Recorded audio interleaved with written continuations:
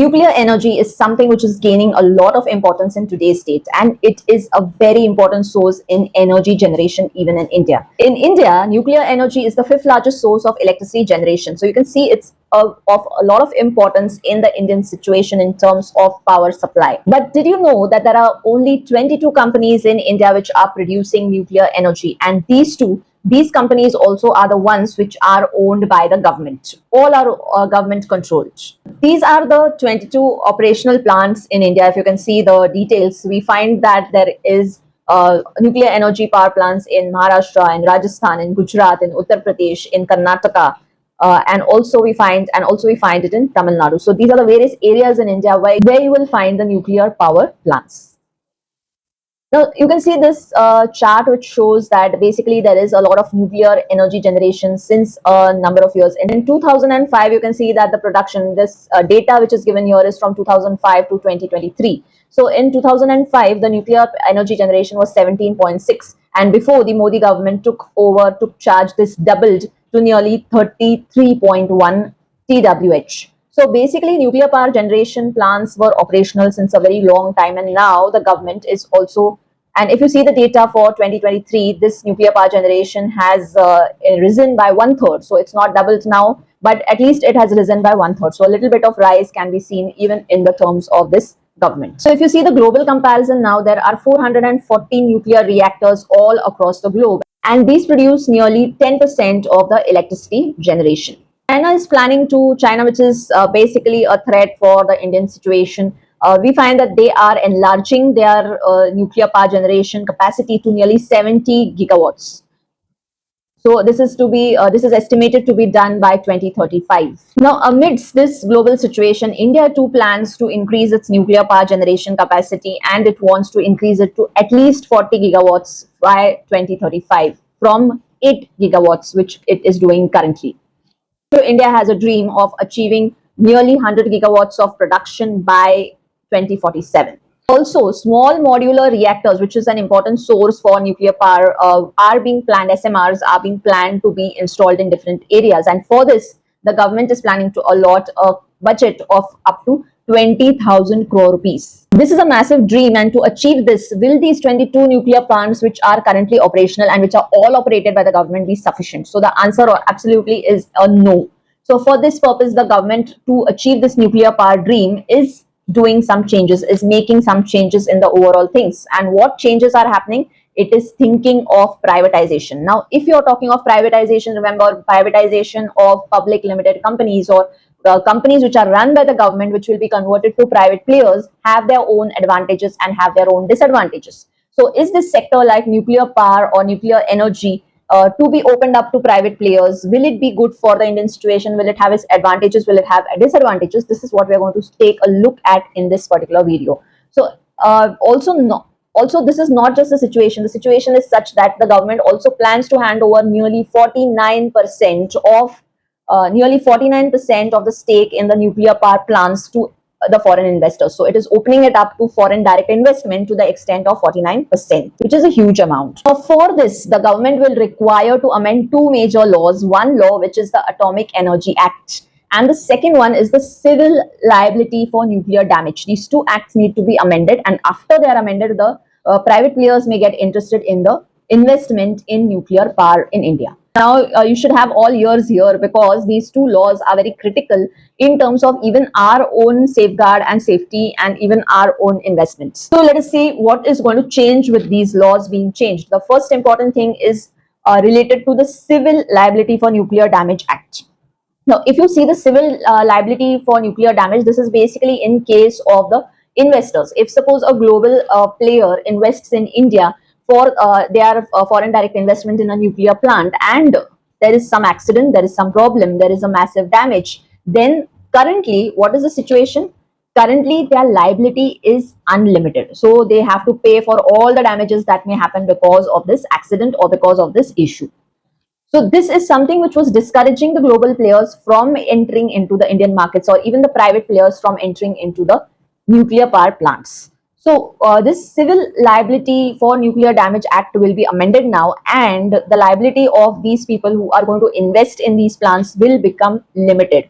Because of the civil liability nuclear damage laws which are existing currently, the global firms like America's GE Hitachi and Westinghouse, and also France EDF, which was planning to come in 2010, did not find it very encouraging to come to India because of the unlimited liability in case of disaster, in case of accidents that can happen in the nuclear power plants. So this Civil Liability for Nuclear Damage Act will be amended, and what new rules are going to come up? These new rules will make the liability of the investors limited to the extent only up to the extent of the contract. So whatever is mentioned in the contract, to the extent of that and only that will they be liable for the damages. Now, what is the risk?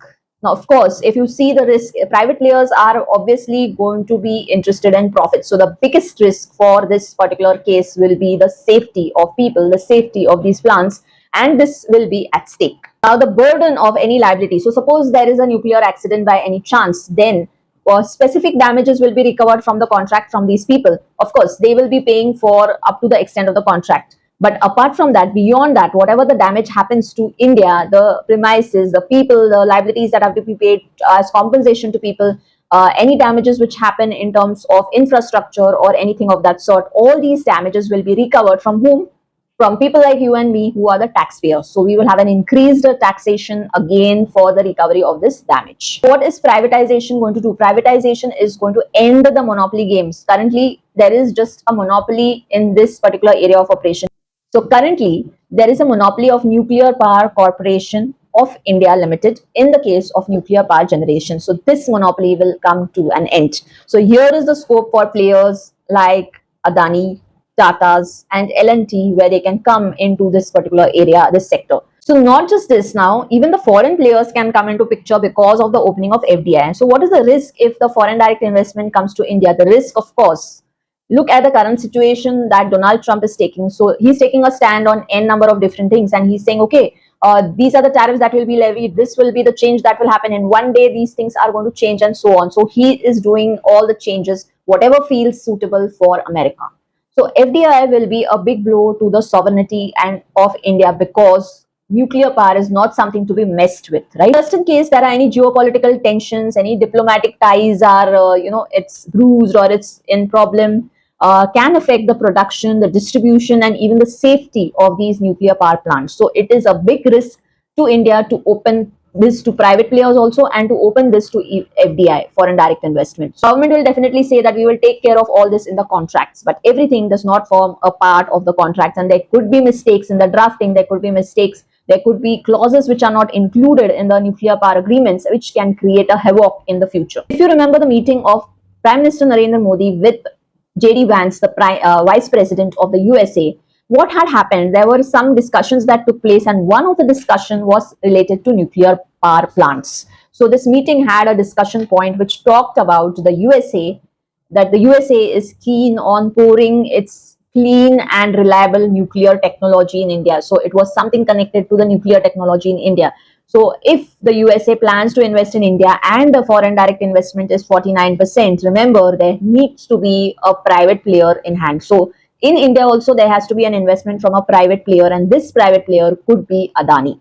So that could be 51% stake, and 49% could come from the USA in different by mode of different companies. So can this be something like an advantage to the USA and disadvantage to India? Definitely it could be, because there could be certain clauses which we need to favor the USA for investing in India, and also we need to favor the USA because they are giving their nuclear power technology. So obviously the USA will have a better bargaining power, not just today but also in the future, because if they stop things, if they say no to certain things, we will be in a mess, we will be in a fix. And this would be connected to electricity, right? So if we are using this nuclear power plants for the purpose of generation of electricity, you can imagine the problems that can happen if electricity generation is stopped because of some fights, some issues that are created, some tensions that are created between two governments, or even the private player. If they decide tomorrow to increase the cost, increase the price, increase their revenue, it is quite. So in a way, we are giving them, that is the private players and the foreign direct investors, we are handing over our nuclear reactors, deep pockets, and this too with a limited liability. So they will be they won't be responsible for any kind of accidents to a greater extent than what the contract will be.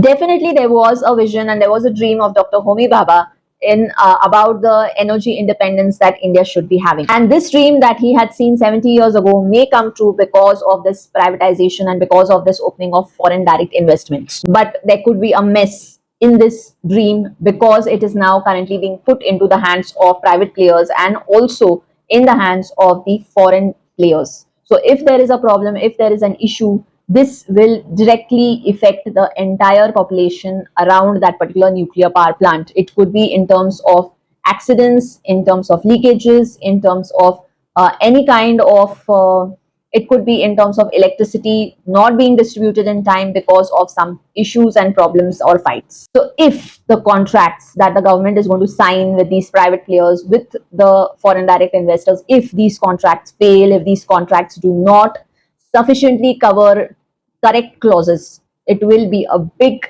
long-term mess and a long-term implications are going to follow for India. Because we are handing over the most sensitive thing, that is nuclear power, in the hands of private players and in the hands of private players who are ultimately interested in profitability, and we are handing it over to the foreign direct investors who ultimately be interested in either taking over our country's power or taking up the or putting up a destructive stand for India.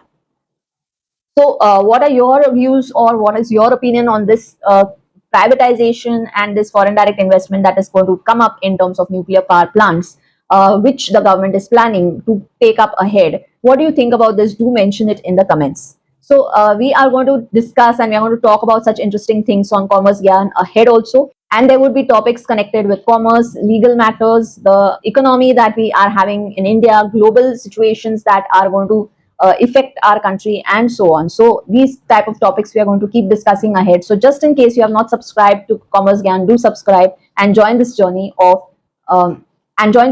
educating yourself in the field of commerce. Hope to see you in the next video of Commerce Gyan. Thank you.